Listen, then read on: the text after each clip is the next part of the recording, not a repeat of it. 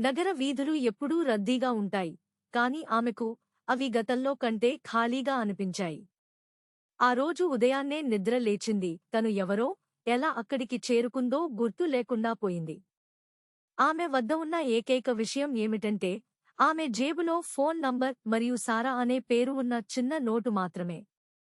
ఆమె నంబర్కు కాల్ చేయడానికి ప్రయత్నించింది, కానీ అది నేరుగా వాయిస్మెయిల్కి వెళ్ళింది. ఏ ఇతర లీడ్స్ లేకుండా ఆమె నడక ప్రారంభించింది. ఏదో ఆమె జ్ఞాపకశక్తిని రేకెత్తిస్తుంది. ఆమె నడుచుకుంటూ వెళుతున్నప్పుడు ప్రతి ఒక్కరూ తమ స్వంత కథతో, వారి స్వంత గుర్తింపుతో ప్రయాణిస్తున్న వ్యక్తులను ఆమె గమనించింది. ఆమె ఒక దెయ్యంలా అనిపించింది, అదృశ్యమైనది మరియు మరచిపోయింది. ఆమె గంటల తరబడి నడిచింది. సిటీ లైట్లు ఆమెను కళ్లకు కట్టాయి, శబ్దం చెవిటిది.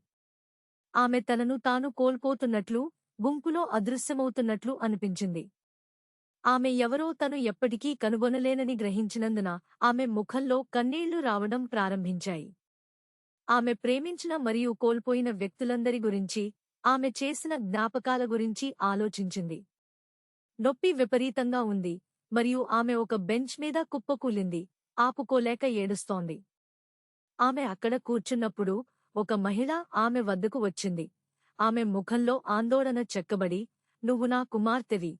నేను చాలా సంవత్సరాలుగా నీ కోసం వెతుకుతున్నాను." కాని ఆమెను కౌగిలించుకోబోతుండగా ఎక్కడినుంచో ఒక వ్యక్తి కనిపించాడు మరియు గుసగుసలాడాడు, "కాదు, ఆమె నాది, మరియు ఆమె జ్ఞాపకాన్ని తుడిచిపెట్టినది నేనే."